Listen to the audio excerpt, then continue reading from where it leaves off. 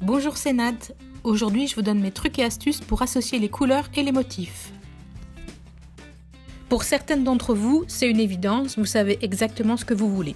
Pour d'autres, c'est carrément l'inverse. Vous me dites « je suis nulle, je ne sais pas du tout accorder les couleurs », alors je vous laisse carte blanche. Pourtant, ça peut être un bon exercice pour mieux se connaître. Bon, c'est vrai que ça peut être un peu difficile avec toutes les possibilités qu'offre la gamme des tissus. Donc vous vous demandez comment faire, par quoi commencer.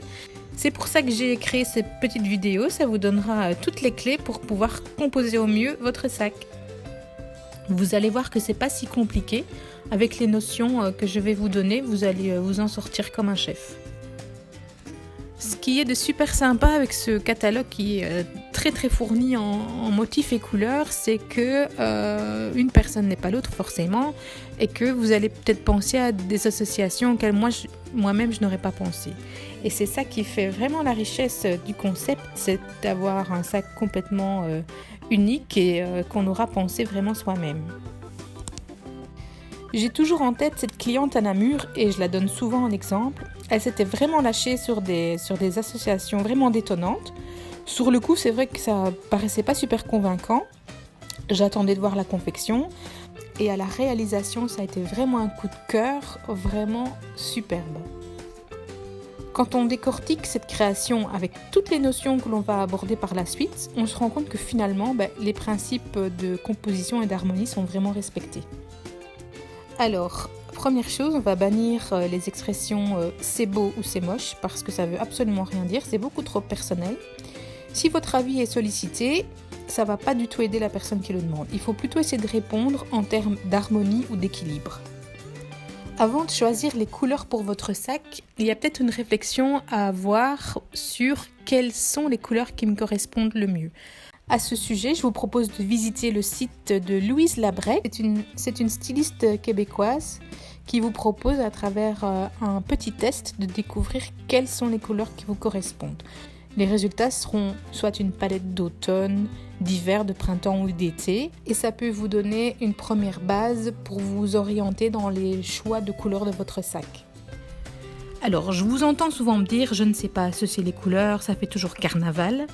Donc on va revenir sur des petites notions théoriques que vous avez sûrement dû aborder si vous avez eu des cours de dessin à l'école. Ce qui est sympa, c'est que ces notions vont s'appliquer pour plein de domaines, que ce soit la déco, votre look vestimentaire, le design graphique ou même votre jardin par exemple pour associer les différentes teintes de fleurs. On va aborder la théorie des couleurs.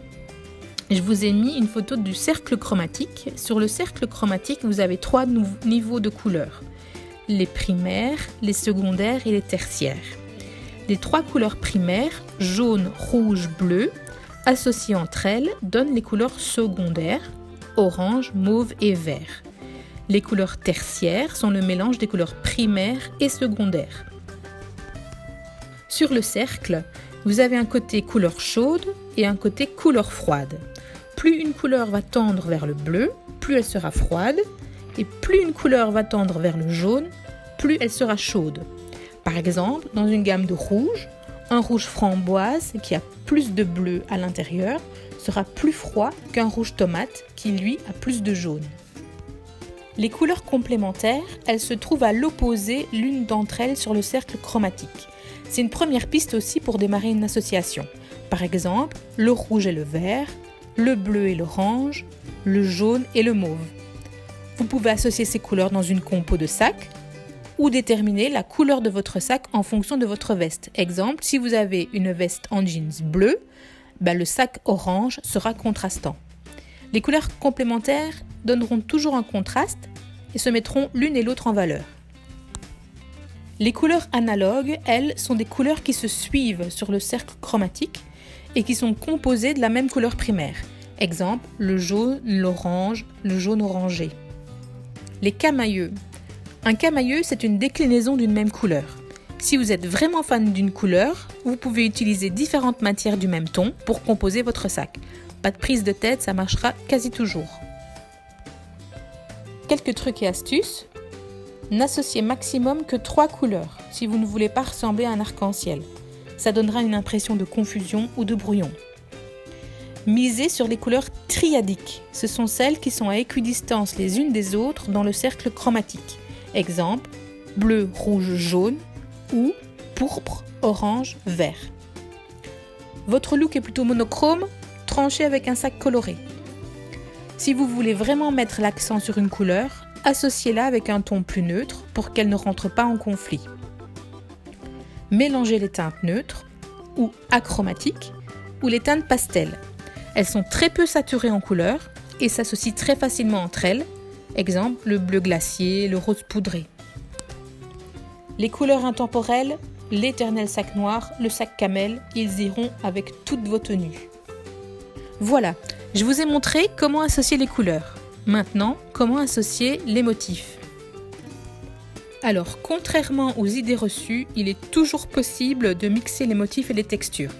Tout est une question d'équilibre, d'harmonie et de bon sens. Dans le catalogue des matières, vous avez 3 grandes catégories de motifs. Les floraux, les géométriques et les motifs animaux.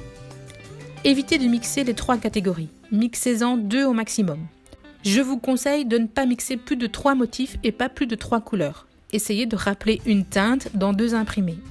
Voici d'ailleurs l'exemple dont je parlais au tout début, mon coup de cœur improbable. Ici, beaucoup de notions sont respectées. On a joué sur les contrastes avec 2 couleurs contrastées, le jaune et le bleu. La 3e couleur est neutre et crue. On a assemblé une texture animale croco et un motif géométrique chevron.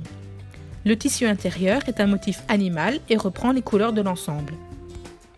Dans cet autre exemple, on a associé 3 motifs animaux. Le croco pour le bas, le zèbre pour le haut et le poil de vache sur les côtés, dans un camailleux de brun. Exemple suivant, motif géométrique et tissu fleuri. Photo de droite, on a un tissu moucheté associé avec un tissu géométrique avec un rappel de couleur. Dans cet exemple, on a tout osé, mais chaque partie est interconnectée. Le rose et le bleu créent un lien. On a un tissu géométrique associé à un fleuri avec des couleurs communes, rose, bleu, vert. Le grand tapas de simili-cuir bleu lie ces 2 tissus et à l'intérieur, le tissu est à la fois fleuri et géométrique et le rose le lie au tissu extérieur et fait un contraste avec le simili bleu. Évitez les motifs et les textures avec des tailles de motifs trop proches, par exemple 2 tissus fleuris ou 2 tissus rayures. Mixez les petits motifs avec des grands, ça créera un contraste de taille et mettra l'accent sur l'un ou l'autre. Associez les motifs géométriques dans des sens différents. Et si vous craquez pour un motif avec plein de couleurs, pour en associer un autre, choisissez-en un avec une couleur commune et un motif plus sobre ou plus uni. Si vous optez pour un sac monochrome, n'hésitez vraiment pas à associer les textures et les motifs. La couleur uniforme sera l'élément de liaison entre les différents motifs.